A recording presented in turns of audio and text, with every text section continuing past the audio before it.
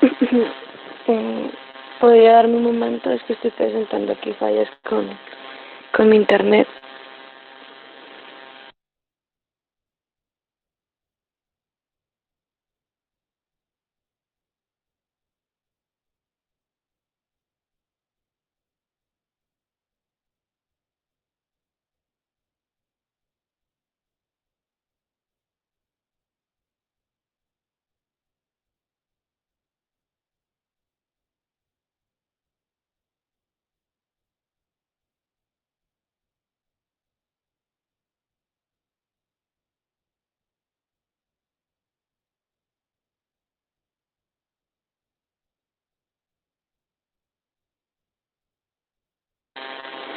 Listo.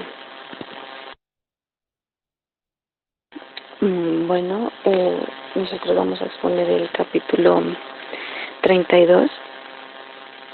Nuestro grupo está conformado por Ana María Castañeda, Natalia Mercedes Pasichana, Adrián Felipe Celis y quienes habla Daniela Rojas. Siguiente diapositiva, por favor. Bueno, los diuréticos y sus mecanismos de acción. Los diuréticos son los encargados de aumentar el volumen en la orina. La mayoría de ellos aumentan también la excreción urinaria de solutos, especialmente del sodio y el cloro. La mayoría de los solutos que se usan en la clínica actúan reduciendo la reabsorción de sodio en los túbulos y esto provoca la natriuresis. La natriuresis es el proceso de excreción de sodio en la orina a través de los riñones. Esto es promovido por péptidos natriuréticos ventriculares y auriculares. Como provoca una natriuresis, la consecuencia de esto es una diuresis. Y la diuresis es el aumento de la micción por la presencia de sustancias en el líquido filtrado por los riñones. Esto hace que llegue agua adicional y se incremente la cantidad de orina. En la mayoría de los casos, el aumento de la excreción de agua es algo secundario a la inhibición de la reabsorción tubular de sodio, porque el sodio permanece en los túbulos, actúa mediante mecanismos osmóticos reduciendo la reabsorción de agua. El uso clínico más común de los diuréticos es reducir el volumen del líquido extracelular, en especial en enfermedades asociadas a edemas, que estos son la hinchazón causada por la acumulación del líquido en los tejidos del cuerpo o también por la hipertensión, que esta es cuando la presión de la sangre hacia las paredes de la arteria es más alta y se empieza a considerar hipertensión cuando está entre 140 y 90 y ya es un caso grave cuando está entre 180 y 120. Bueno, algunos diuréticos pueden aumentar la diuresis más de 20 veces unos minutos después de la administración. El efecto de la mayoría de estos sobre la pérdida renal de sal y agua desaparece en algunos días. Esto se debe a la activación de otros mecanismos compensadores iniciados por la reducción del volumen del líquido extracelular. Por ejemplo, hay una reducción del volumen del líquido extracelular donde se puede reducir la presión arterial y la filtración glomerular y aumenta la secreción de renina y la formación de angiotensina 2. Estas respuestas en conjunto son las que anulan finalmente los efectos mantenidos de los diuréticos sobre la diuresis. Siguiente, por favor.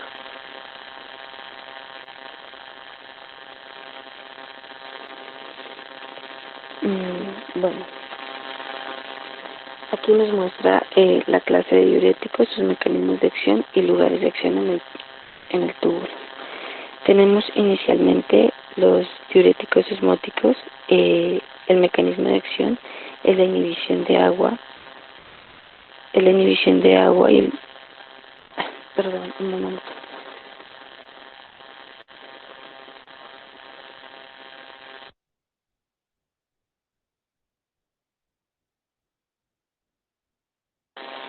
Bueno, en las clases de diuréticos, sus mecanismos de acción y lugares de acción tenemos en las clases de diuréticos como primero los diuréticos osmóticos. En el mecanismo de acción de estos tenemos que inhiben la reabsorción de agua y solutos al aumentar la osmolaridad del líquido tubular. y el lugar de acción está principalmente en los túbulos proximales. Los diuréticos de asa, como la furosemida, bumetanida y también la toracenida, inhiben el cotransporte de sodio, potasio y cloro en la membrana luminal. Estos actúan en la asa ascendente de Henle.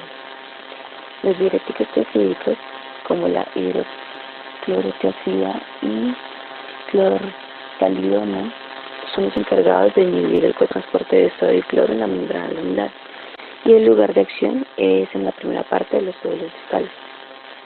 Tenemos también los inhibidores de anhidrasa carbónica, que pueden ser la acetazolamida, y estos también son conocidos como ahorradores de potasio, y el mecanismo de acción es la inhibición de la aldosterona en el receptor tubular, reducen la reabsorción de sodio y reducen la secreción del potasio, y el lugar de acción es en los túbulos colectores.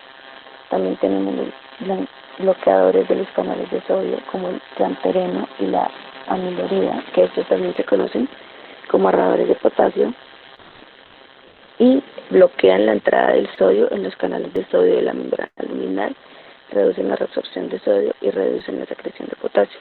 Y el lugar de acción son los túbulos colectores. Siguiente, por favor.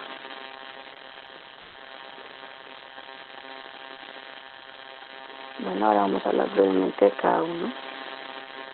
Tenemos los diuréticos osmóticos, son los que reducen la reabsorción de agua al aumentar la presión osmótica del líquido tubular. Aquí en el libro nos habla de que en la inyección en el torrente sanguíneo de sustancias que no se reabsorben fácilmente en los túbulos renales, como la urea, el mannitol y la sacarosa, puede aumentar mucho la concentración de moléculas con actividad osmótica en los túbulos. La presión osmótica de estos solutos reduce mucho la reabsorción de agua, y esto da lugar a una gran cantidad de líquido tubular hacia la orina.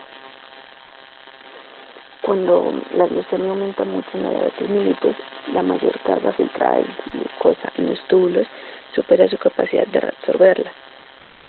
Por encima de una concentración plasmática de glucosa, que es de unos 250 miligramos por decilitro, se reabsorbe poca glucosa extra en los túbulos.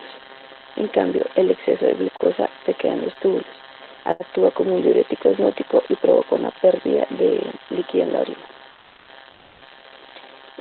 El siguiente es los diuréticos de asa, que son los encargados de reducir la reabsorción activa de sodio, cloro y potasio en la rama ascendente gruesa del asa de Henle. Aquí tenemos varios, como la furosemida, el ácido heptacrínico y la bumetanida. Estos son poderosos diuréticos que reducen la reabsorción activa en la rama ascendente gruesa del asa de Henle al bloquear el cotransportador de sodio, cloro y potasio, que se encuentra localizado en la membrana luminal de las células epiteliales. Al bloquear este cotransporte en la membrana luminal del asa de Henle, los diuréticos de asa incrementan la pérdida urinaria de cloro, sodio, potasio y otros electrolitos. Esto se da por dos razones. La primera es que aumentan mucho las cantidades de solutos que llegan a las partes distales de las nefronas, y estos solutos actúan como sustancias osmóticas que impiden la reabsorción del agua. Y la segunda razón es la rotura del sistema multiplicador de contracorriente al reducir la reabsorción de iones desde el asa de Henle hacia el intersticio medular. Tenemos también los diuréticos tiazídicos. Estos inhiben la reabsorción de sodio, cloro en la primera parte del túbulo distal. Los derivados tiazídicos, como lo son la clorotiazida, actúan sobre todo en la primera parte del túbulo distal, bloqueando el cotransportador de sodio y cloro en la membrana luminal de las células tubulares. En condiciones favorables, estos fármacos pueden producir un máximo del 5 a 10% de filtrado glomerular para que pase por la orina, que es aproximadamente la misma cantidad de sodio que normalmente se reabsorbe en los túbulos distales. Siguiente diapositiva. Bueno, acá los inhibidores de anhidrasa carbónica son los que bloquean la reabsorción de sodio bicarbonato en los túbulos proximales. Tenemos la acetazolamida, que esta es la que inhibe la enzima anhidrasa carbónica. Esta es muy importante para la reabsorción del bicarbonato en el túbulo proximal. Esta enzima abunda en el túbulo proximal y que es el principal lugar de acción de los inhibidores de la anhidrasa carbónica. Parte de ella también está en otras células tubulares, como en las células intercaladas del túbulo colector. Tenemos ahora los antagonistas receptores de mineralcorticoides que reducen la reabsorción de sodio y la secreción de potasio en los túbulos colectores. La espironolactona y la esplerenona son antagonistas del receptor mineralcorticoide que compiten con la aldosterona por sus receptores en las células epiteliales del túbulo colector. Esto hace la reabsorción de sodio, que la reabsorción de sodio y la secreción de potasio tenga un segmento en este lugar. En consecuencia, el sodio permanece en los túbulos y actúa como un diurético osmótico que aumenta la expresión de agua y así también la del sodio. Todos estos fármacos también son los encargados de bloquear el efecto favorecedor de la aldosterona en la secreción de potasio en los túbulos, que reducen la excreción de potasio. Los antagonistas del receptor mineralcorticoide también sacan el potasio de las células hacia el líquido extracelular. Ahora tenemos los bloqueadores de los canales de sodio que reducen la reabsorción de sodio en los túbulos colectores. Aquí tenemos la amilorida y el tremtereno. Estos también inhiben la reabsorción de sodio y la secreción de potasio en los túbulos colectores. En las células, estos fármacos actúan directamente bloqueando la entrada de sodio en los canales de sodio de la membrana luminal de las células epiteliales del túbulo colector. Debido a esta reducción en la entrada de sodio en las células epiteliales, también hay un menor transporte de sodio a través de las membranas vasolaterales celulares y por tanto una menor actividad de la bomba adenosina trifosfatasa sodio-potasio. Siguiente, por favor. Bueno, aquí vamos a hablar de las nefropatías. Acá en el libro menciona que se encuentra entre las causas más importantes de muerte e incapacidad en muchos países de todo el mundo. Y nos cita un ejemplo que en el 2014 más del 10% de los adultos en Estados Unidos presentaban una nefropatía crónica, lo que suponía más de 26 millones de personas y mucho más millones padecen lesión renal aguda o formas menores graves de la disfunción renal. Las nefropatías graves pueden dividirse en dos categorías principales. Tenemos la lesión renal aguda. Esta lesión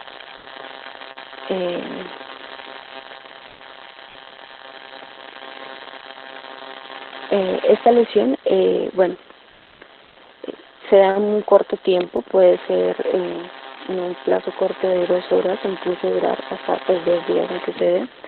Y lo que es ella es una pérdida brusca de la función renal en un plazo muy corto. Esta tiene diferentes factores que lo pueden causar y pues uno de ellos es que perdón, es que tengo mala señal.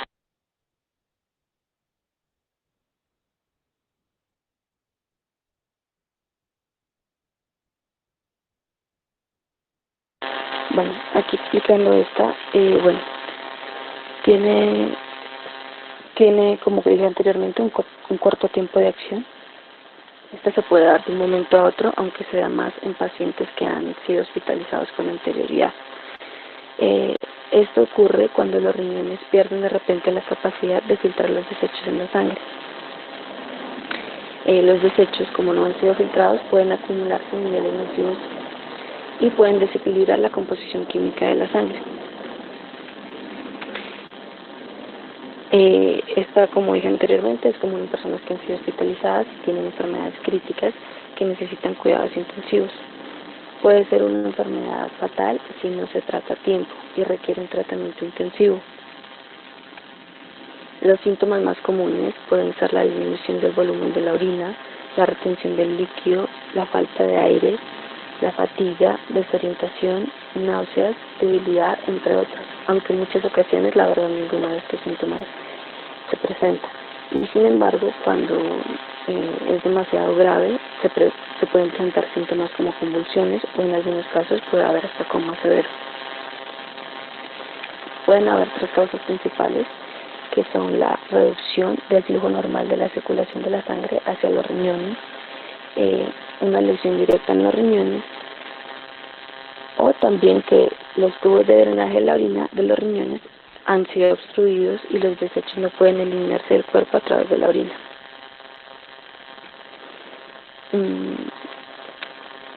Los factores de riesgo para padecerla puede ser la edad avanzada, tener diabetes, tener presión arterial alta, insuficiencia cardíaca, enfermedades renales, hepáticas, entre otros. Y bueno, ahora tenemos también la segunda causa, que es la nefropatía crónica. Esta enfermedad ya no es que se dé de repente, sino más bien es progresiva.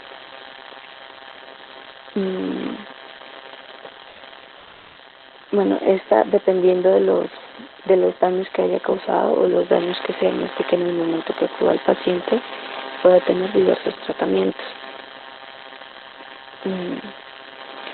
En las etapas tempranas de la enfermedad crónica se pueden tener muy pocas señales, muy pocos síntomas de que se padece y puede manifestarse una función, se puede manifestar solamente cuando hay una función renal severa significativamente afectada. El tratamiento, como le dije anteriormente, pues depende del daño, pero pues los síntomas más comunes que se presentan pueden ser las náuseas, el vómito, la pérdida del apetito, problemas para dormir, picazón constante, dolor en el pecho, entre otras. Las causas más comunes pueden ser la diabetes tipo 1 y tipo 2, la presión arterial, la nefritis intersticial, la enfermedad renal poliquística, la infección renal recurrente, entre otros. Y bueno, también nos habla de los factores de riesgo, que dice que pueden ser que la persona padezca diabetes, presión arterial alta, que sea una persona fumadora, una persona obesa, entre otros. Siguiente diapositiva, por favor. Bueno, tenemos algunas causas de la lesión renal aguda prerrenal. Algunas pueden ser la reducción del volumen intravascular, la insuficiencia cardíaca o la vasodilatación periférica, hipotensión resultante. Y también, siguiente diapositiva, por favor.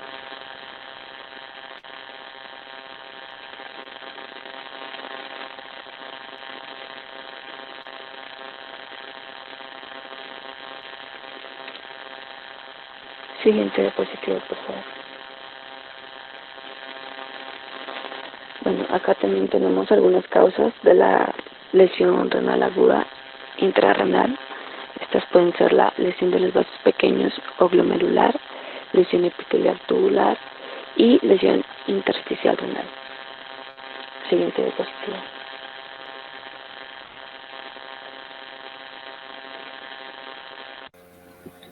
Bueno, ¿sí me escuchan? Sí, señora. Ahí les mandé al chat a cada grupo un artículo sencillito de pruebas de función renal respecto a lo que estaban preguntando. Sí, te escuchamos bien. Ok. Entonces vamos a ver las lesiones agudas porrenales causadas por las anomalías de las vías urinarias, de la vía urinaria inferior. Bueno, estas son múltiples anomalías de la vía urinaria inferior que pueden bloquear total o parcialmente el flujo de orina. Esto provoca una lesión aguda, incluso cuando el aporte sanguíneo renal y sus otras funciones son inicialmente normales. Pero en caso de que solamente disminuya la diuresis de un solo riñón, no se producirá ningún cambio significativo o importante en la composición del líquido corporal, porque el otro riñón puede aumentar su diuresis lo suficiente como para mantener las concentraciones normales de electrolitos y solutos extracelulares. Bueno, en la lesión renal, la función normal del riñón puede restaurarse si la causa del problema se corrige en unas horas, pero en caso de que la obstrucción crónica sea crónica en las vías urinarias, eso significa que puede durar varios días o hasta incluso semanas. Esto puede provocar una lesión renal irreversible. Bueno, tenemos que las causas de la insuficiencia renal aguda postrenal son 3. Primero tenemos la obstrucción bilateral de los úteros o de la pelvis renal causada por los cálculos o algunos coágulos sanguíneos. Y segundo, tenemos que es la obstrucción vesical y por último la obstrucción de la uretra. Siguiente, por favor.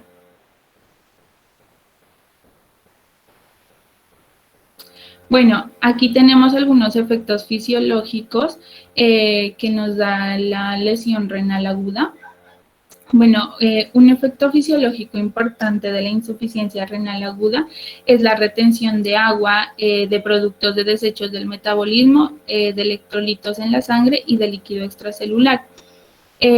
Esto hace que nos lleve a una descarga de agua y sal, lo que nos provoca un edema o la hipertensión.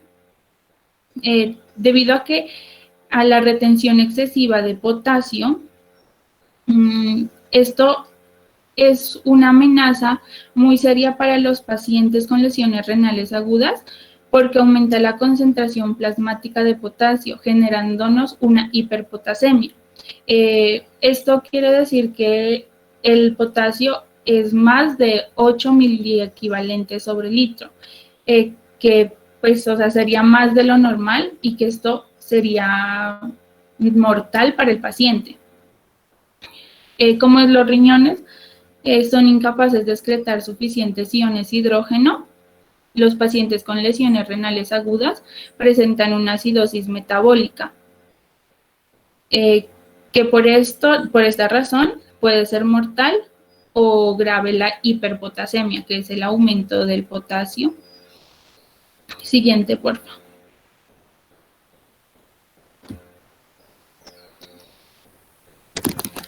Bueno, la nefropatía crónica también se asocia con la pérdida irreversible de las nefronas funcionales. Bueno, la nefropatía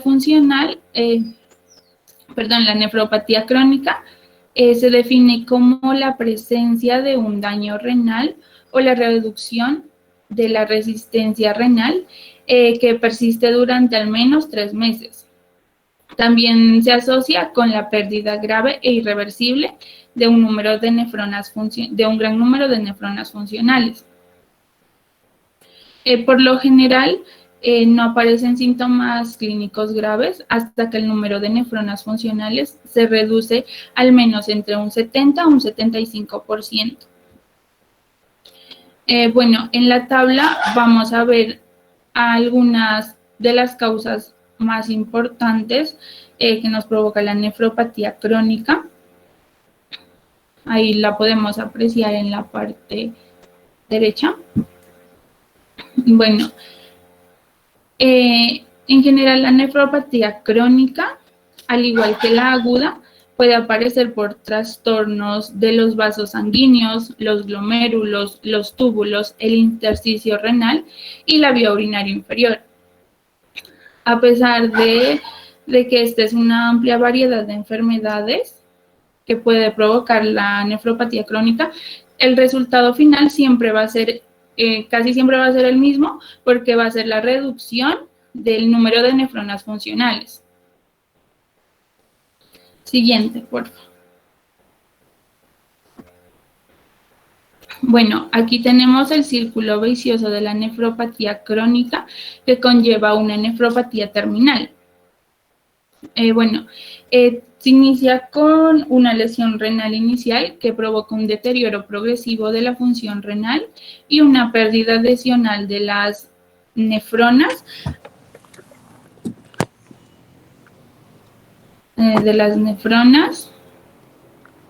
hasta que llega un punto donde la persona debe recibir diálisis o someterse a un trasplante de riñón funcional para sobrevivir.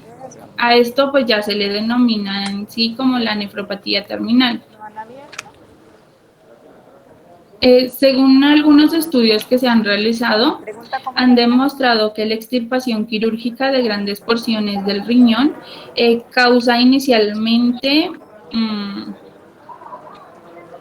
cambios adaptativos en las nefronas que quedan, así aumentando el flujo sanguíneo, la filtración glomerular y la diuresis de las nefronas supervivientes.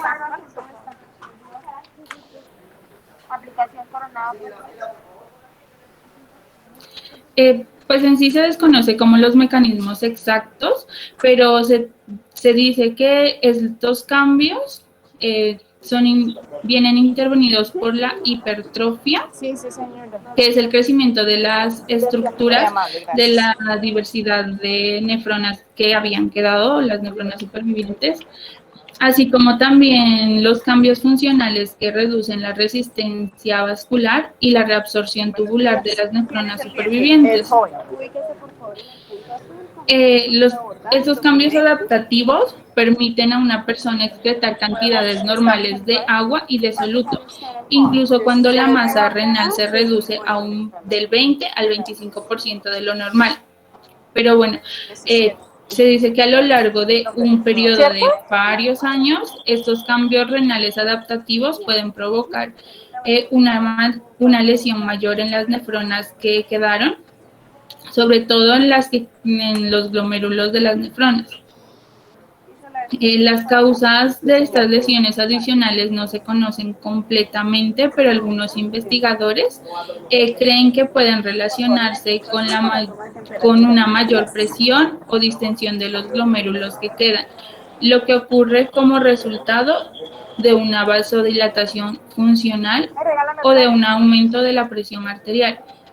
También se cree que el aumento de la presión y la distensión de las arterioles pequeñas y de los glomérulos provocan lesiones y esclerosis de los vasos. Estas lesiones escleróticas pueden finalmente obstruir el glomérulo, lo que nos va a conllevar a una reducción de la función renal, dando lugar a los cambios adaptativos en la función en las nefronas restantes y así produciéndonos un círculo vicioso que pues es progresivo y que nos conlleva finalmente a la nefropatía terminal. Tenemos un método que para reducir la pérdida progresiva de función renal, que es disminuir la presión arterial y la presión hidrostática glomerular, especialmente usando fármacos como inhibidores de la enzima convertidora de angiotensina o los antagonistas de receptores de la angiotensina 2. Que un ejemplo de ellos es el benacepril y el captopril.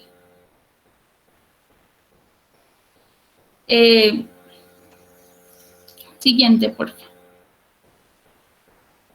Bueno, tenemos las lesiones de los vasos renales como causa de la nefropatía crónica. Bueno, las más comunes de estas lesiones son la ateroesclerosis de las arterias renales grandes como una constricción esclerótica.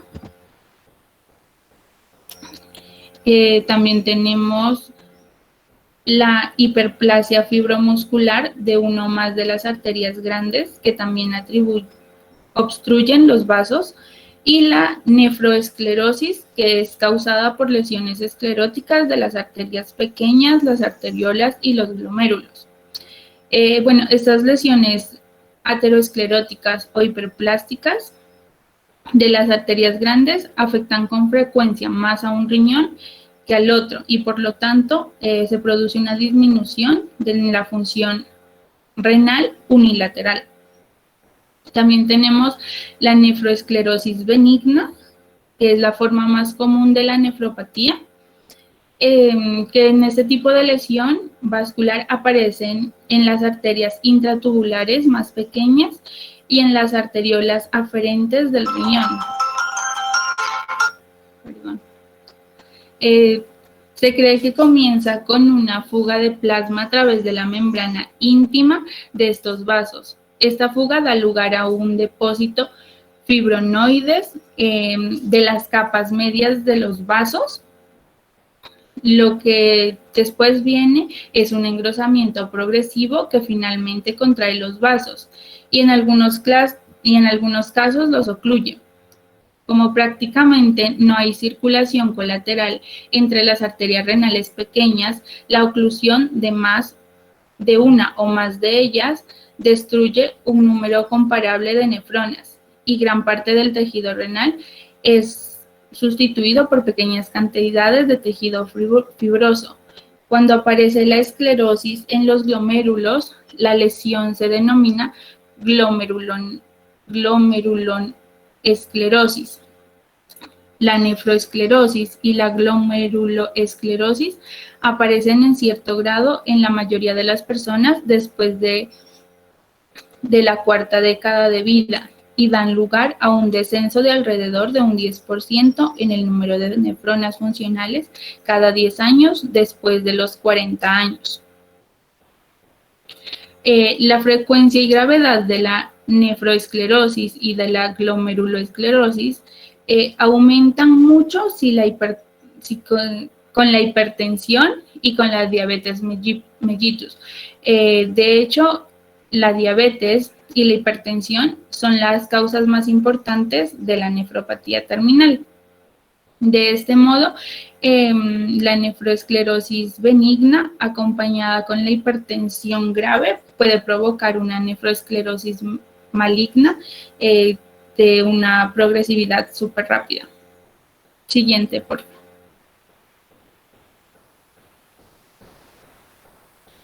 Bueno, tenemos la glomerulonefritis, que son las lesiones de los glomérulos como causa de la nefropatía crónica. Esta puede llevar a varias enfermedades que producen inflamación y lesión en las asas capilares de los glomérulos renales. La glomerulonefritis crónica es una enfermedad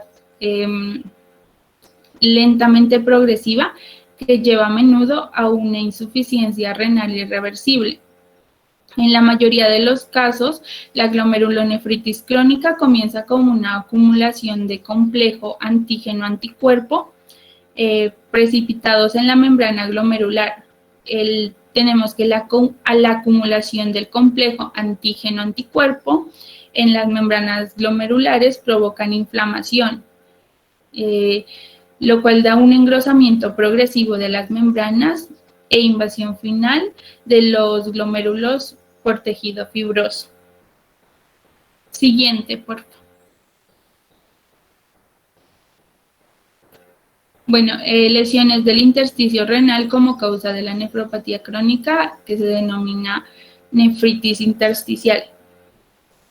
Bueno, se da porque las enfermedades primarias o secundarias del intersticio renal, esto hace que se dé la nefritis intersticial. Estas pueden deberse en general a lesiones vasculares, glomerulares o tubulares que destruyen las nefronas individuales. O pueden consistir también en una lesión primaria del intersticio renal por tóxicos, fármacos e infecciones bacterianas. La lesión del intersticio renal causada por infecciones bacterianas se denomina pielonefritis. Las infecciones pueden deberse a diferentes tipos de bacterias, pero en especial a la Escherichia coli, debido a una contaminación fecal de la vía urinaria. Estas bacterias alcanzan los riñones a través del torrente sanguíneo o en la mayoría de las veces ascienden por las vías urinarias inferiores a través de los uréteres hasta el riñón.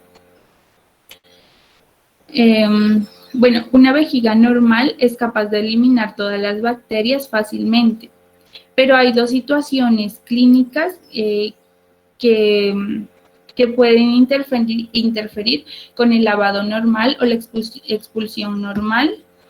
O la expulsión normal de las bacterias en la vejiga. Entonces tenemos que, primero, que es la incapacidad de la vejiga de vaciarse completamente, dejando orina residual en la vejiga. Y segundo, tenemos que es la obstrucción de la salida de la orina. Como tenemos una menor cantidad de capacidad de lavado, las bacterias de la vejiga hacen que se multipliquen y la vejiga se inflama, creándonos un trastorno denominado cistitis. Eso puede permanecer localizado sin ascender al riñón o en algunas personas las bacterias pueden alcanzar la pelvis renal debido a un trastorno patológico en el que se expulsa la orina por uno o los dos uréteres durante la micción.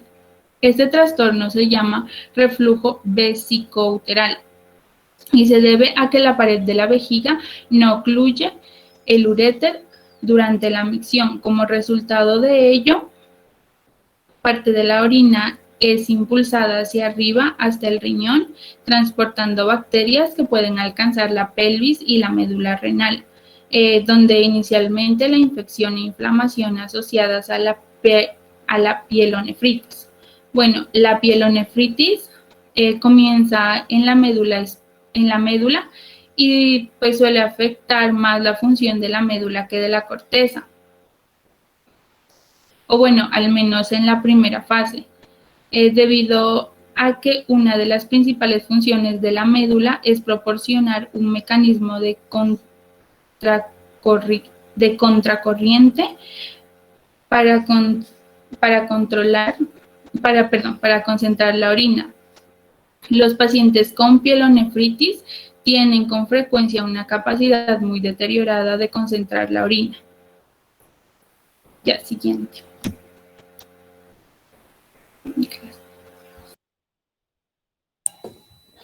Vale, ¿se me escucha?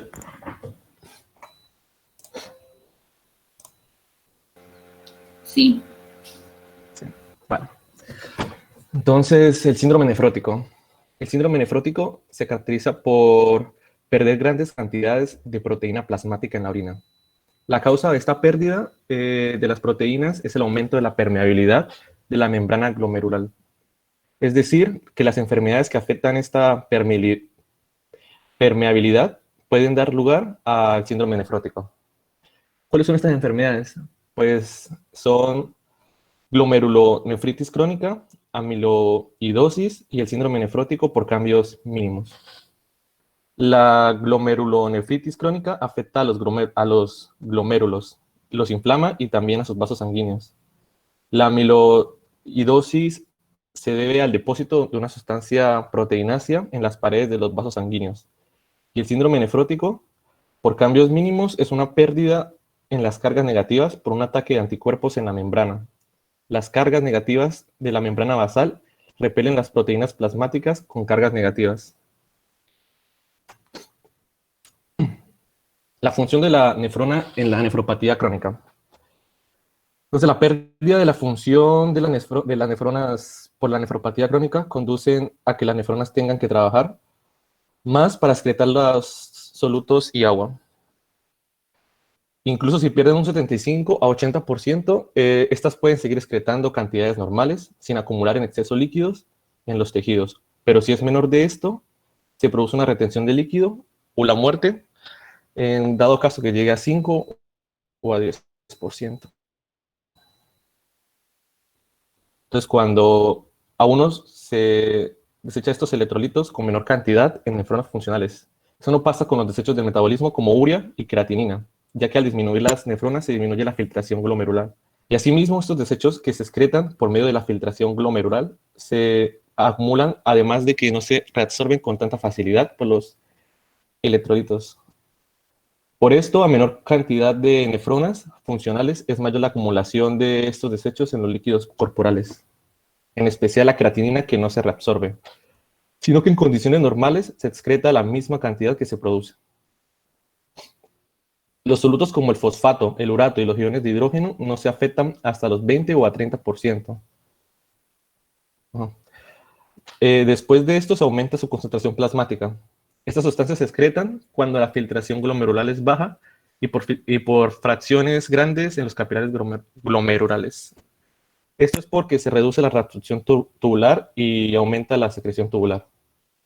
En cloro y sodio se mantiene igual, porque se reduce la reabsorción tubular de estos electrolitos, además de que cada nefrona excreta más de estos 4, sodio y más volumen en condiciones normales, como se puede apreciar en la gráfica que está acá.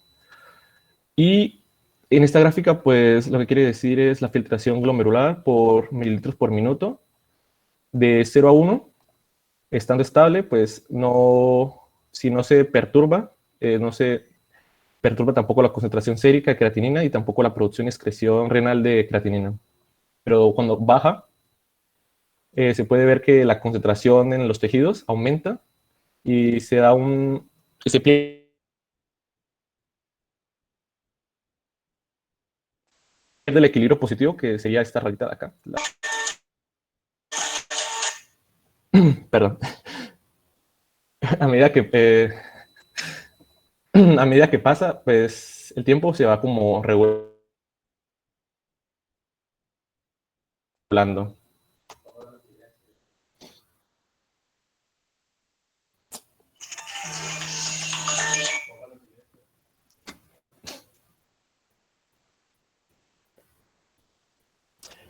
Listo, entonces, en esta tabla, Bixby voice privacy contents have been updated. To continue, review the updated items on your screen.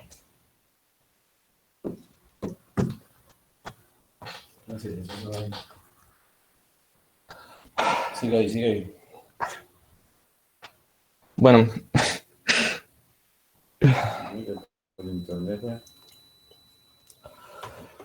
La excreción renal total y por nefrona en la nefropatía.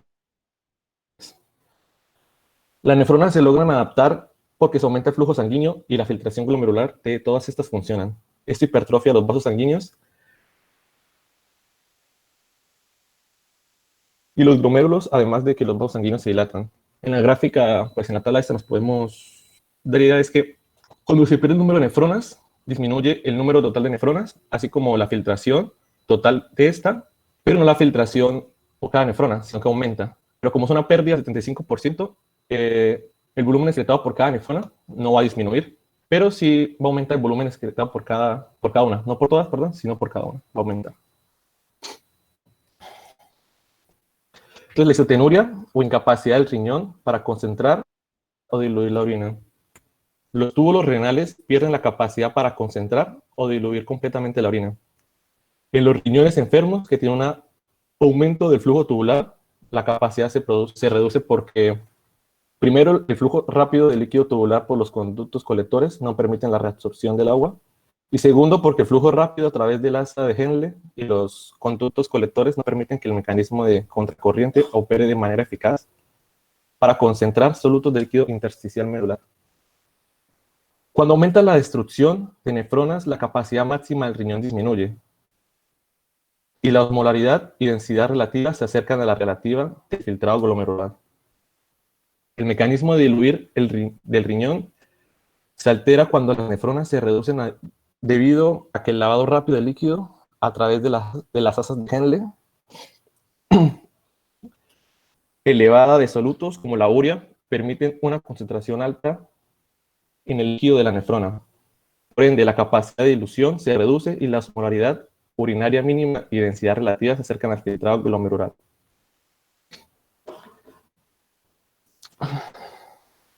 Efectos de la insuficiencia renal en los líquidos corporales.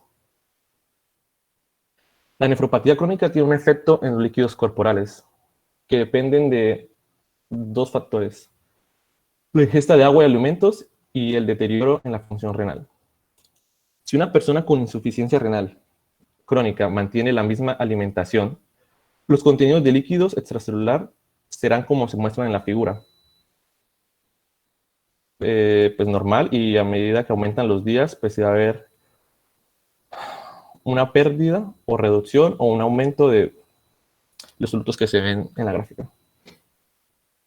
Y los efectos que tendrán son edema por retención de agua y sal, acidosis que los riñones no pueden eliminar, alta concentración de nitrógeno no proteico, como la urea, la creatinina y el ácido úrico, porque no se pueden excretar productos del metabolismo.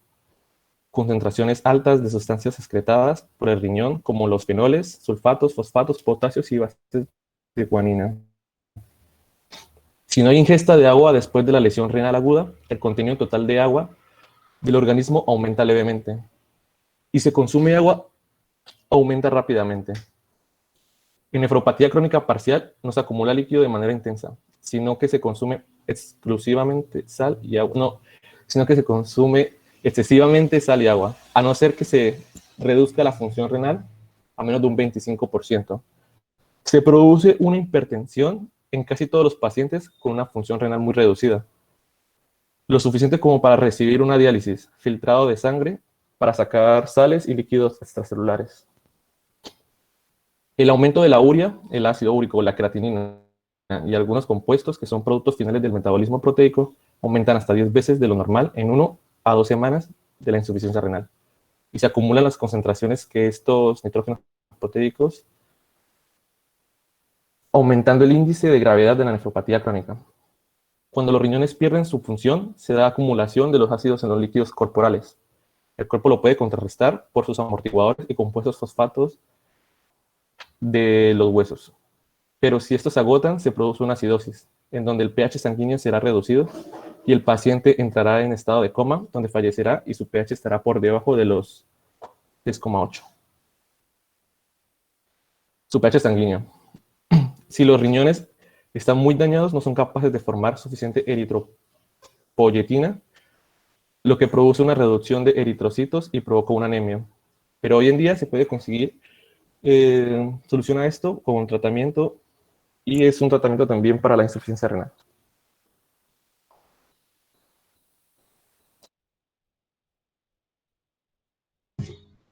Bueno, la hipertensión puede empeorar la lesión de los glomérulos y de los vasos sanguíneos de los riñones y es una causa importante en la nefropatía terminal. De modo que la relación entre la hipertensión y la nefropatía en algunos casos puede propagar un círculo vicioso. La lesión renal primaria aumenta la presión arterial, lo que va a lesionar más los riñones, lo que va a aumentar más la presión arterial y así sucesivamente hasta que se produce la nefropatía terminal. No todos los tipos de nefropatía producen hipertensión, pero algunos sí tienden a causarla. Las lesiones renales que reducen la capacidad de los riñones de excretar sodio y agua provocan de forma casi constante la hipertensión, mientras que las lesiones que reducen la filtración glomerular o aumentan la reabsorción tubular suelen provocar una hipertensión de grado variable. Algunos tipos específicos de anomalías renales que producen hipertensión son: aumenta la resistencia vascular renal, que reduce el flujo sanguíneo y la filtración glomerular. Un ejemplo es la hipertensión causada por una estenosis de la arteria renal. La reducción del coeficiente de filtración capilar, lo que reduce la filtración glomerular. Un ejemplo es la glomerulonefritis crónica, que produce una inflamación y engrosamiento de las membranas capilares glomerulares y reduce por tanto el coeficiente de filtración capilar glomerular. Y la reabsorción tubular excesiva de sodio. Un ejemplo es la hipertensión causada por una secreción excesiva de aldosterona, lo que aumenta la reabsorción de sodio, sobre todo en los túbulos colectores corticales. Una vez que ha aparecido la hipertensión, la excreción renal de sodio y agua se normaliza porque la presión alta causa una natriuresis por presión y una diuresis por presión. La diuresis por presión se refiere al efecto del aumento de la presión arterial que incrementa la excreción del volumen de orina, mientras que la natriuresis por presión se refiere al aumento de la excreción de sodio que se produce cuando se eleva la presión arterial, de manera que la ingestión y la salida de sodio y agua se van a equilibrar de nuevo. Incluso cuando hay aumentos grandes de la resistencia vascular renal o reducciones en el coeficiente capilar glomerular, la filtración glomerular todavía puede normalizarse después de que la presión arterial aumente. Además, cuando la reabsorción tubular aumenta, como ocurre en la secreción excesiva de aldosterona, la excreción urinaria se reduce inicialmente, pero después vuelve a la normalidad a medida que la presión arterial sube. La excreción normal de sodio y agua a una presión arterial elevada significa que la natriuresis por presión y la diuresis por presión se ha reajustado a una presión arterial más elevada. La hipertensión también puede ser causada por una lesión renal y un aumento de la secreción renal de renina. Si una parte del riñón está isquémica y el resto no, como ocurre cuando una arteria renal se contrae intensamente. El tejido renal isquémico va a secretar grandes cantidades de renina y esta secreción va a conducir a la formación de angiotensina 2, lo que va a provocar hipertensión. ¿Cómo? Entonces el tejido renal isquémico va a excretar menos cantidad de la normal de agua y sodio y secreta grandes cantidades de renina. La secreción de renina por el riñón isquémico va a conducir a la formación de angiotensina 2, que va a afectar el tejido renal no isquémico, lo que reduce después la capacidad del resto de las nefronas de excretar sodio y agua. Como resultado de esto se produce hipertensión, lo que va a restaurar la excreción renal global de sodio y agua. Las nefropatías que provocan una pérdida de todas las nefronas dan lugar a una nefropatía que puede no causar hipertensión. Entonces, la pérdida de un gran número de nefronas completas, como ocurre cuando se pierde un riñón o parte del otro, casi siempre provoca una nefropatía crónica.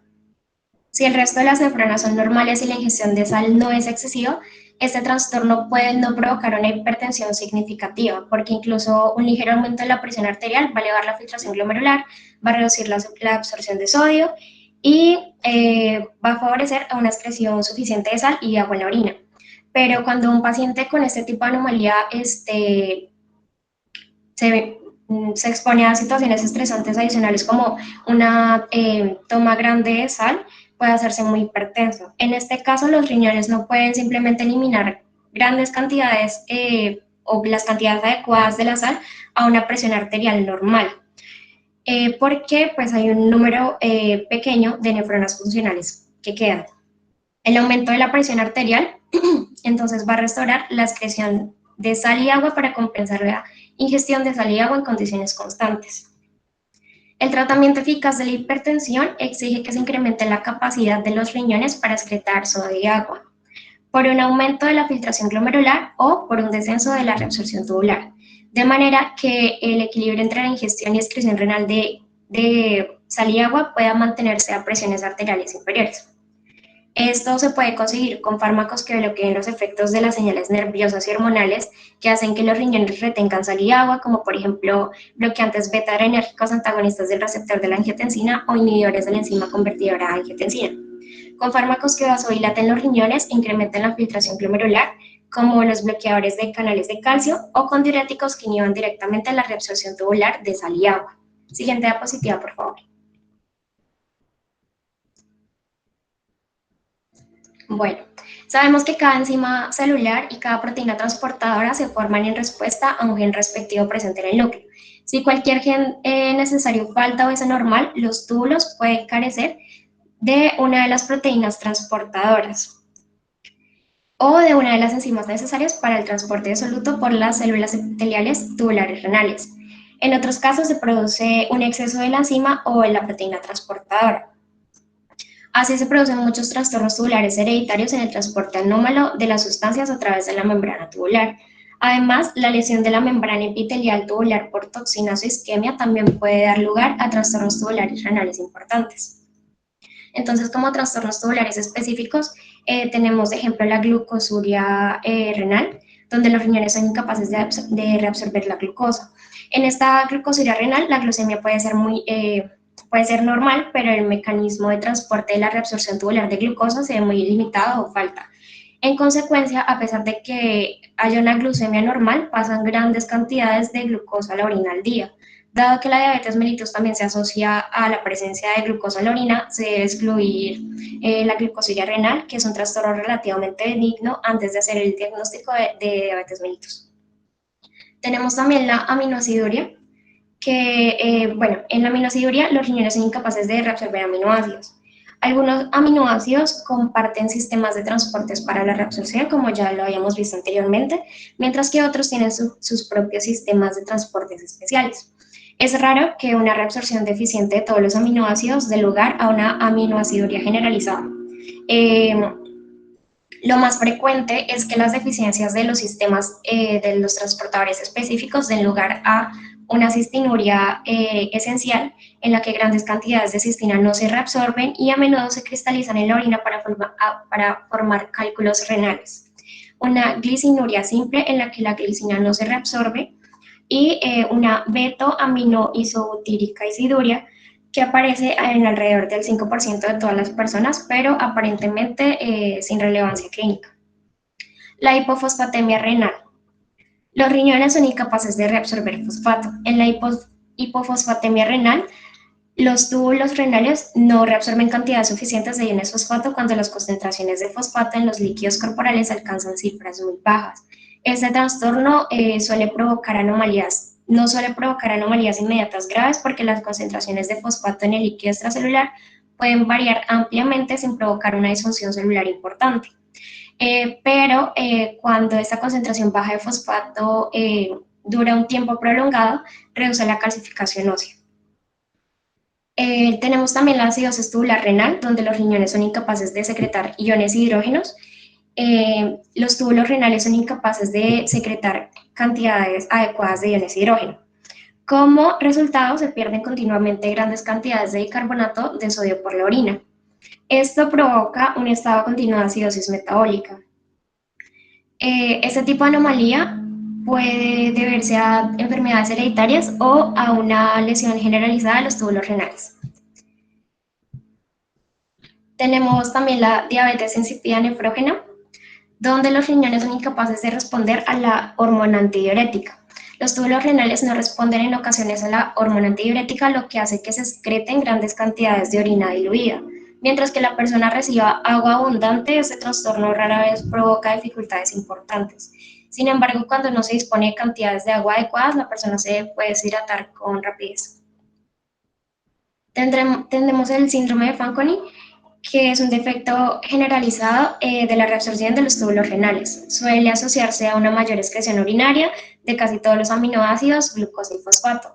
En los casos graves también se observan otras manifestaciones como incapacidad de reabsorber bicarbonato de sodio, lo que va a provocar pues una acidosis metabólica, una mayor excreción de potasio, a veces de calcio, y diabetes insípida nefrógena. Hay múltiples causas del síndrome de Fanconi, lo que da lugar a una incapacidad generalizada de células tubulares de transportar diversas sustancias. Algunas de estas causas son defectos hereditarios en los mecanismos de transporte celular, toxinas o fármacos que lesionan las células epiteliales del túbulo renal, la lesión de las células tubulares debido a la isquemia. Las células tubulares proximales se ven afectadas especialmente en el síndrome de Fanconi causado por la lesión tubular, porque estas células reabsorben y secretan muchos de los fármacos y toxinas que pueden provocar lesiones.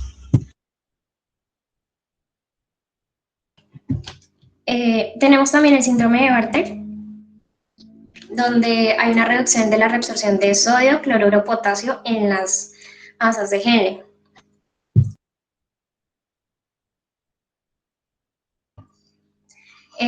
Este síndrome de Bartter es un raro trastorno autosómico recesivo causado por un deterioro en la función renal del cotransportador de 1-sodio, 2-cloruro, 1-potasio, o por defecto de los canales de potasio en la membrana luminal o de los canales de cloruro en la membrana vasolateral de la asa gruesa ascendente de Henle.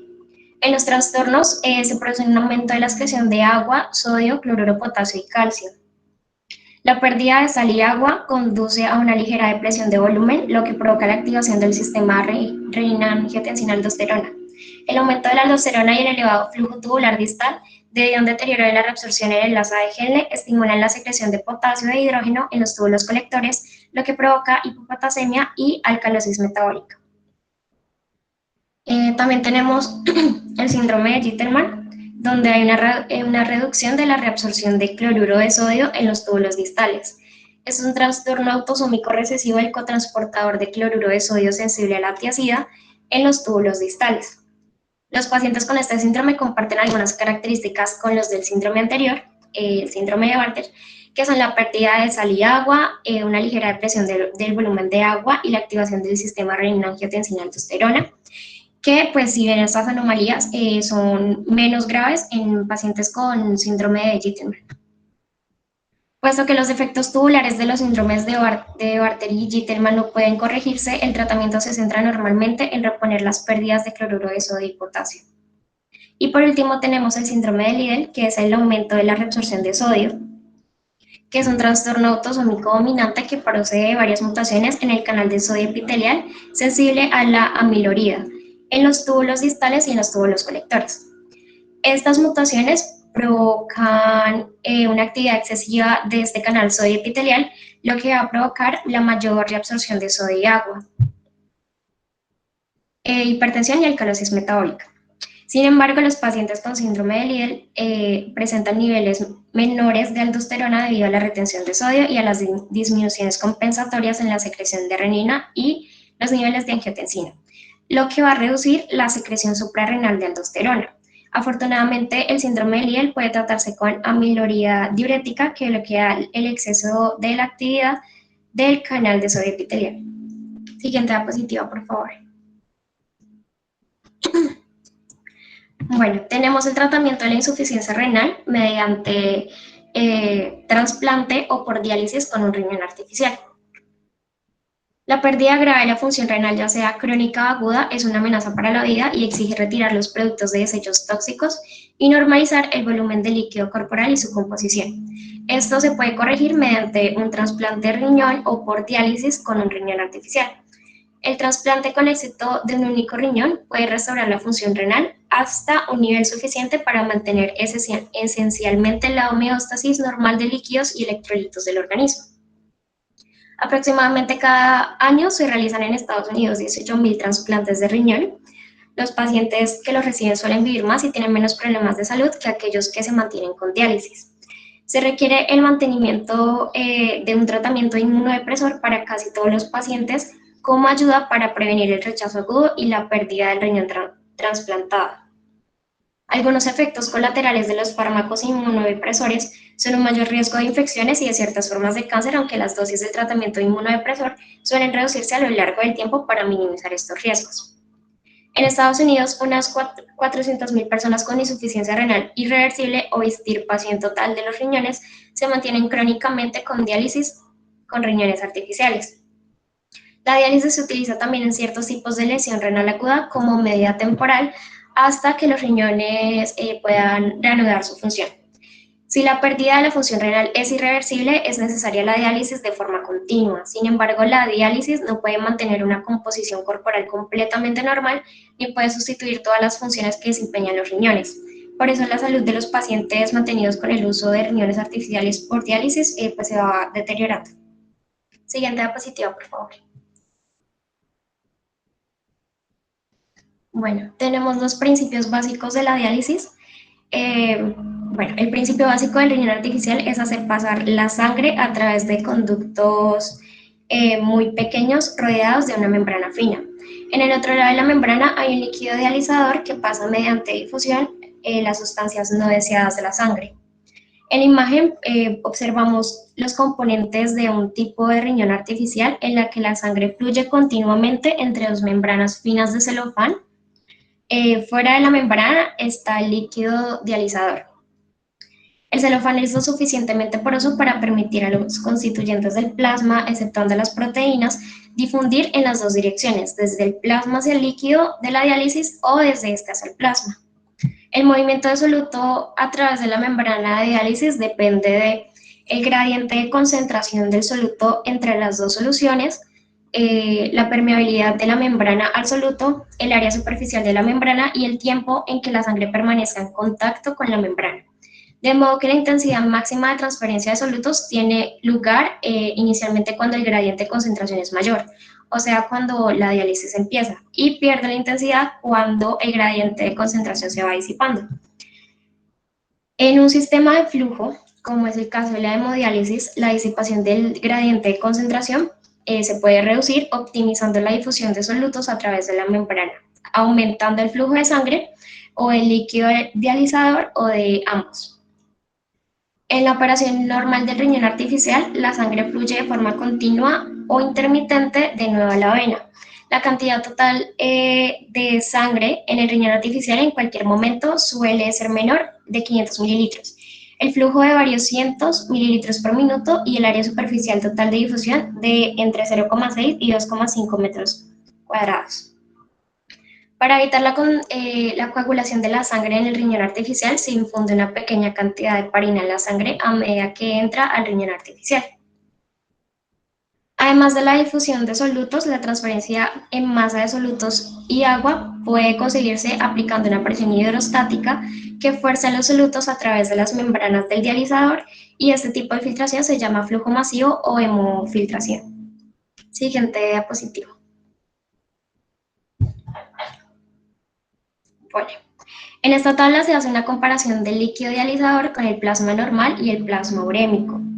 Se observa que las concentraciones de iones y otras sustancias en el líquido dializador no son las mismas que en el plasma normal y el plasma urémico. Pues el líquido dializador está ajustado a concentraciones que provocan un movimiento adecuado de agua y solutos a través de la membrana durante la diálisis. Como observamos, no hay fosfato, urea, urato, sulfato ni creatina en el líquido dializador, que sí están presentes en concentraciones altas en la sangre urémica. Cuando se dializa un paciente urémico, estas sustancias se pierden en grandes cantidades hacia el líquido dializador. La mayoría de los riñones artificiales puede eliminar urea del plasma con una intensidad de 100 a 225 mililitros por minuto, mientras que los riñones normales pues eliminan 70 mililitros por minuto. Pero el riñón artificial solamente se usa de unas 4 a 6 horas al día, 3 veces a la semana. Por tanto, el aclaramiento global del plasma todavía está muy limitado con el riñón artificial respecto a los riñones normales. También es importante tener en cuenta que el riñón artificial no puede reemplazar algunas de las funciones de los riñones, como por ejemplo la secreción de eritropoyetina, que es necesaria para la producción de eritrocitos. Gracias.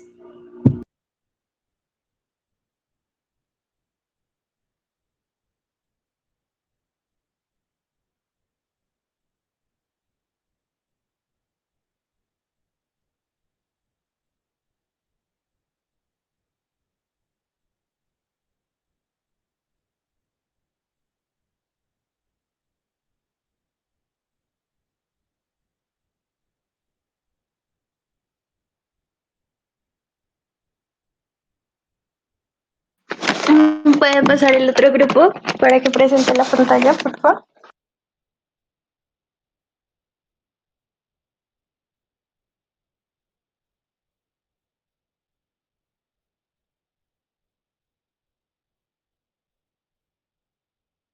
Ya, un momento.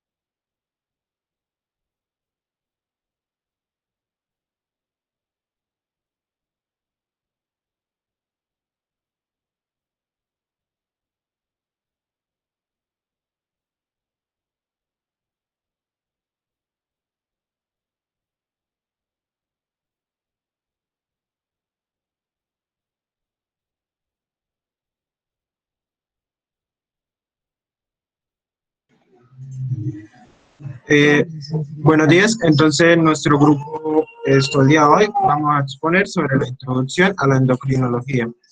Mi grupo está conformado por Silvia González, Carol Franco, Jennifer Gauta y quien les habla.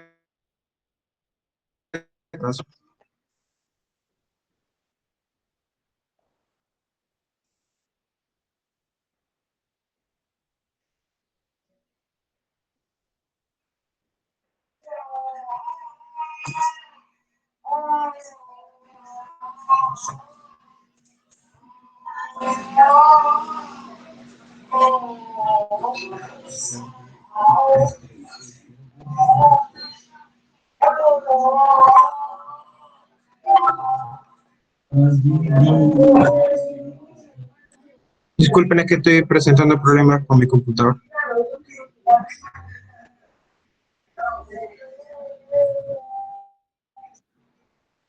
Ok, entonces, antes de seguir con los temas, vamos a hacer una breve introducción y vamos a hablar sobre los mensajeros químicos y sobre algunos tipos de hormonas que podemos encontrar. Entonces, ¿no? Vamos a tener varios mensajeros químicos. Como sabemos, estos nos van a ayudar a coordinar las acciones mediante sus interacciones para poder realizar los procesos que son necesarios para la vida del organismo. Entonces, vamos a encontrar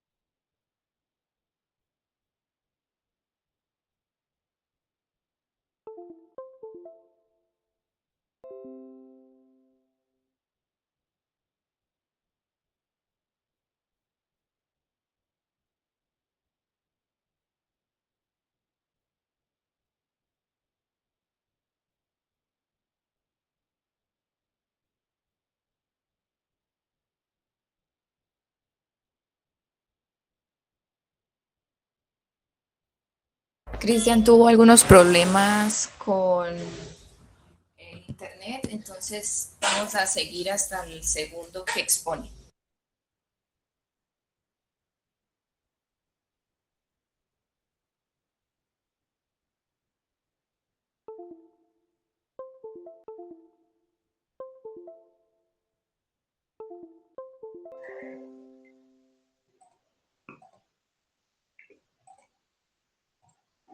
Bueno, les voy a hablar sobre secreción, transporte y aclaramiento de las hormonas en la sangre. Siguiente, por favor.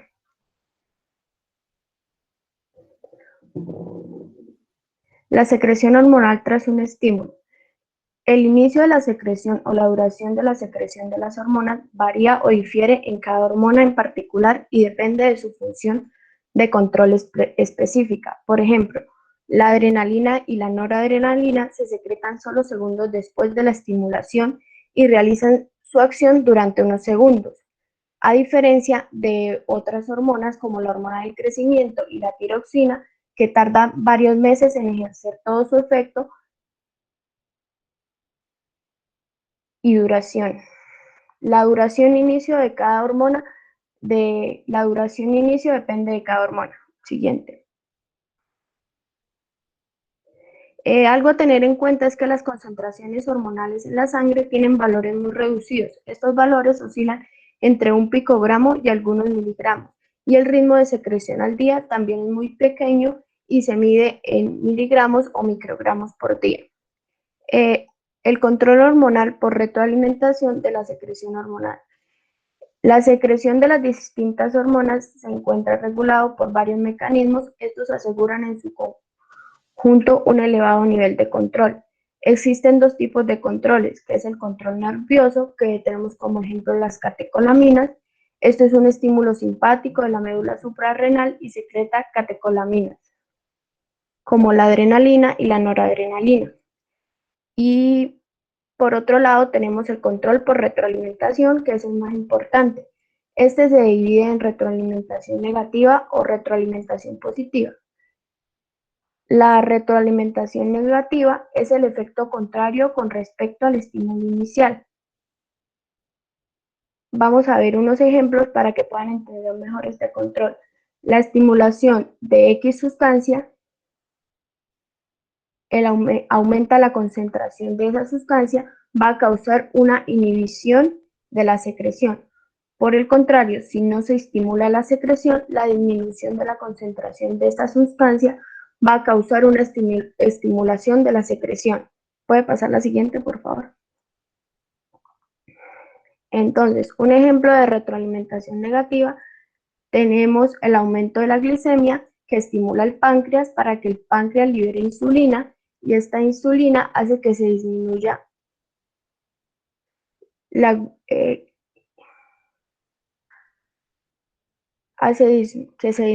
glicemia y por ende deje de producir más insulina. Cuando hay una disminución de la glicemia, esta estimula el páncreas y el páncreas libera el glucagón. Ay, por favor, puede pasar la siguiente.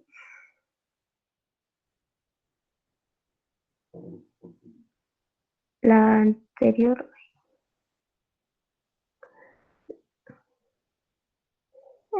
Bueno, estimula al páncreas a que libere glucagón y el glucagón aumenta la producción de glucosa a partir de los depósitos, proceso que se conoce como glucogenólisis, y transforma el glucógeno en glucosa y esto aumenta la glicemia. Siguiente. No, así, siguiente. Bueno, aquí es retroalimentación positiva, qué pena, está mal. La retroalimentación positiva, el estímulo inicial ocasiona reacciones del mismo tipo. ¿Qué quiere decir? Que el estímulo inicial va a causar un efecto y este efecto estimula aún más el estímulo inicial, entrando en un ciclo vicioso, aumentando o disminuyendo. Este no es tan común como la retroalimentación negativa. Un ejemplo que tenemos es el aumento de la hormona luteinizante o LH, que se produce por un estímulo de los estrógenos a la adenohipófisis antes de la ovulación. La LH actúa en los ovarios, donde estimula la síntesis de más estrógenos y por ende la producción de más hormona luteinizantes por la adenohipófisis y así hasta alcanzar concentraciones altas. Siguiente, por favor. Ay, no, atrás. Atrás.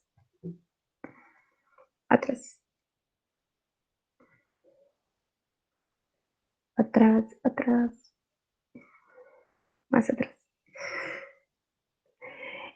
Tenemos también las variaciones cíclicas.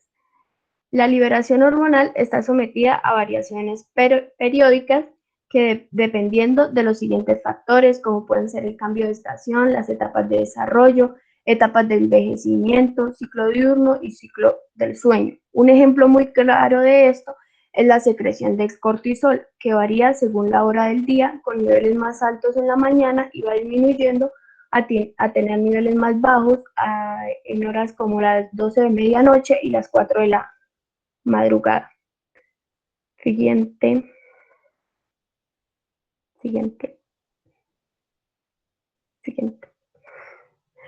Transporte hormonal.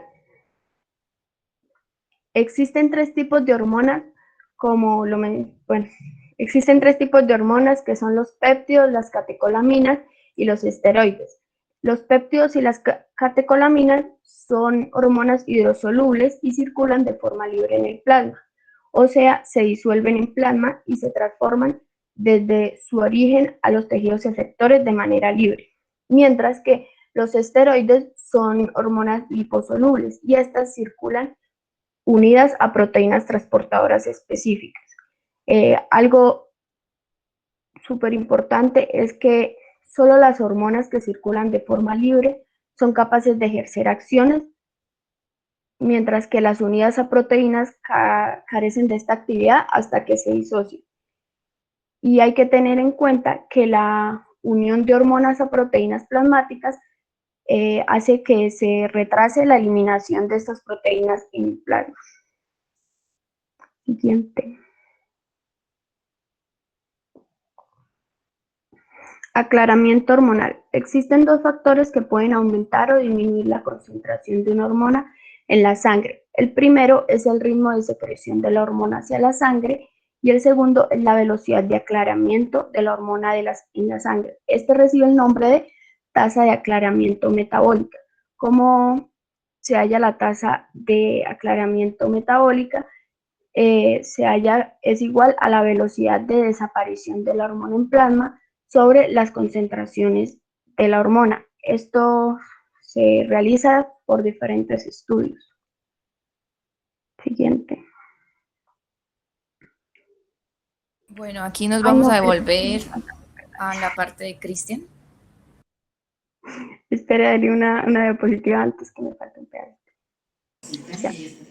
Las hormonas se eliminan del plasma de diversas maneras, ya sea por destrucción metabólica por los tejidos, unión a los tejidos, excreción hepática por la bilis o excreción renal por la orina.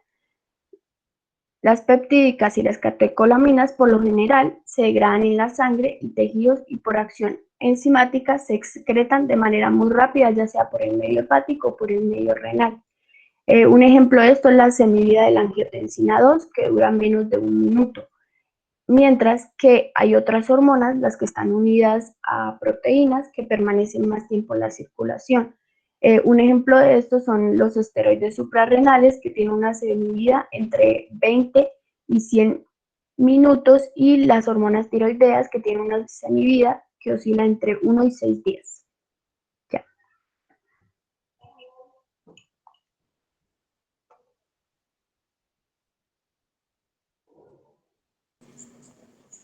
¿Sí me pueden escuchar mejor ahora? Sí, sí se escucha bien. Vale, entonces como les iba mencionando,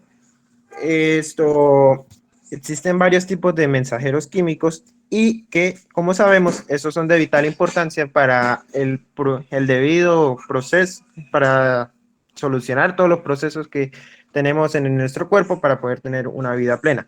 Entonces vamos a encontrar hasta 6 tipos diferentes de mensajeros químicos. Vamos a encontrar los neurotransmisores, las hormonas endocrinas, neuroendocrinas, paracrinas, autocrinas y citocinas. Entonces, para iniciar, les voy a hablar sobre los neurotransmisores. Como sabemos, estos van a estar ligados a las neuronas y se van a excretar por los axones terminales de estas, específicamente en las uniones sinápticas, y estos nos van a tener un efecto local controlando todas las funciones nerviosas que se estén llevando a cabo. Como sabemos, uno de los principales neurotransmisores pues, va a ser la acetilcolina. Entonces, las hormonas endocrinas van a ser producidas y excretadas por las glándulas de igual nombre. Estas van a ser secretadas directamente hacia la sangre y van a tener una influencia en las células diana, es decir, células que están marcadas para que estas hormonas realicen sus efectos directamente sobre ellas.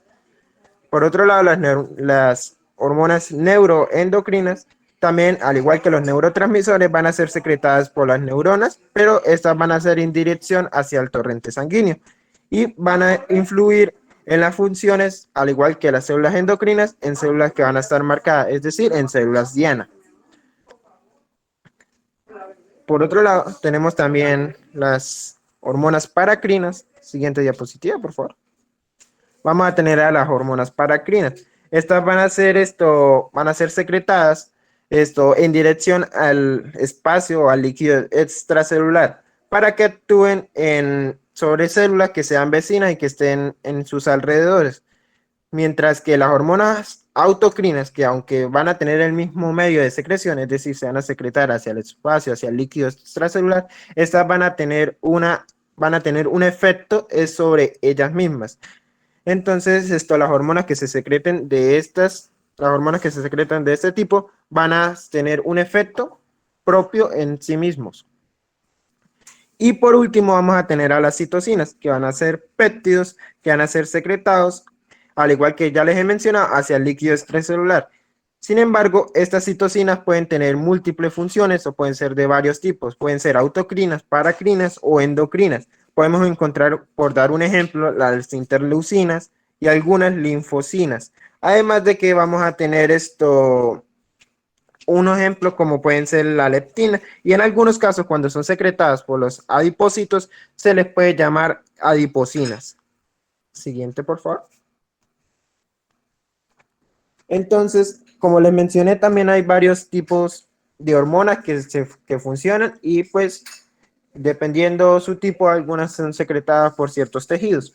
Entonces, vamos a tener hasta 3 tipos diferentes de hormonas. Siguiente diapositiva, por favor. La primera clase de hormonas que vamos a tener van a ser la de proteínas y péptidos. Estos se van a secretar por la gran mayoría de tejidos, ¿qué? De tejidos secretores que tiene el cuerpo. Entonces vamos a tener que van a ser secretadas por la adenohipófisis, neurohipófisis, páncreas, glándulas, paratiroides, hipotálamo, placenta y riñón. Su principal característica es que no superan los 100 aminoácidos, o sea, es decir, no llegan a considerarse polipéptidos, sino que se quedan en un espacio anterior, es decir, no llegan a tener un tamaño demasiado grande. También vamos a tener los esteroides que van a ser secretados en menor cantidad que las proteínas y polipéptidos, pero de todas maneras tienen una función vital para el cuerpo. Y estos van a ser secretados por la corteza suprarrenal, ovarios, testículos y placenta. Y por último vamos a terminar los derivados del aminoácido tirosina, o en algunos casos también se les conoce como aminas. Y estos van a ser secretados por la tiroides, la médula suprarrenal y el hipotálamo. Estas van a ser de las 3, va a ser la menos común de encontrarse. Entonces ahora vamos a hablar un poco más a profundidad sobre ellas. Vamos a tener las hormonas polipéptidas y las proteicas. Como bien les mencioné, su tamaño no va a superar los 100 aminoácidos. Sin embargo, estas van a ser de vital importancia debido a que son las que participan en la mayoría de procesos que tiene el cuerpo humano. Entonces, como sabemos, estas se van a sintetizar en los ribosomas que van a estar presentes en el retículo endoplásmico rugoso. Inicialmente va a constar de una cadena larga de aminoácidos conocida como prehormonas. Luego, en el interior de se van a escindir mediante enzimas específicas para generar una cadena mucho más corta que va a ser conocida como prohormona. Después de acá, van a ser enviadas hacia el aparato de Golgi, donde estas se van a encapsular en vesículas y vamos a entrar en otra fase. Dentro de esta, ya cuando están empaquetadas en las vesículas, las enzimas especiales que están dentro de esa vesícula se van a encargar de seguir escindiendo las prohormonas. Y eso nos va a generar 2 partes. Vamos a tener una parte inactiva y la parte activa, que es biológicamente, que es la que se va a encargar de generar los efectos específicos de cada hormona. Entonces, una vez que ya se ha realizado esta escinsión, ellas se van a llevar hacia la membrana y se va a realizar el proceso de exocitosis para poder expulsar el contenido. La parte inactiva, tanto la parte activa. Y tenemos que tener en cuenta que la secreción de estas hormonas generalmente va a estar controlado por el incremento de calcio o por el segundo mensajero, que es el AMP cíclico. Siguiente, por favor. Bueno, aquí como podemos observar tenemos las hormonas esteroideas y las hormonas amínicas. Las esteroideas van a estar formadas por los 3 anillos de ciclohexilo, un anillo de ciclopentilo que van a estar unidos fuertemente. Entonces, Esto como característica especial, al contrario que las péptidas, estas van a ser liposolubles y van a tener una estructura que va a ser muy similar al colesterol. Además, en múltiples casos, estas hormonas van a ser derivadas del colesterol, es decir, se va a utilizar el colesterol para generar su síntesis. Y vamos a tener tres maneras de recolectar este colesterol para esta síntesis. Podemos recurrir a las vacuolas que están presentes en el citoplasma, o en mayor proporción se va a utilizar el colesterol que va a ser proveniente del plasma. Además de que, aparte de eso, vamos a tener también una síntesis de novo, es decir, que mientras vamos recolectando, también se va a ir produciendo cantidades de colesterol que se pueden utilizar para la síntesis de estas hormonas. Por último, las hormonas amínicas, que van a ser las menos comunes, van a ser derivados del aminoácido tirosina. Estas generalmente se van a producir y se van a almacenar en las glándulas tiroides. Y mientras estas se van generando, se van a ir uniendo y acoplando en una proteína que va a llamar tiroglobulina. Mientras esto sucede, a su vez, más adelante se va a ir escindiendo las aminas de esta tiroglobulina, es decir, se van a ir separando nuevamente, y las hormonas que se separaron, es decir, las hormonas no unidas, se van a dirigir Hola, hacia el torrente. disculpa, Cristian. Dime. Es que me están escribiendo por el interno que ustedes, que ya son las 8 y se tienen que ir a la otra charla. Entonces, paremos aquí y seguimos mañana. Yo mañana estoy disponible todo el día, pero pues me gustaría que fuera en la mañana para reunirnos y continuar en aras de poder tener los días libres que ya les había mencionado previamente. Entonces, paremos aquí. Muchas gracias por haber iniciado y espero entonces la comunicación a través de los monitores. ¿Les parece? Listo, profe, tranquila. Entonces, Listo, profe, seguimos mañana. hoy Muchas preguntaré gracias. a los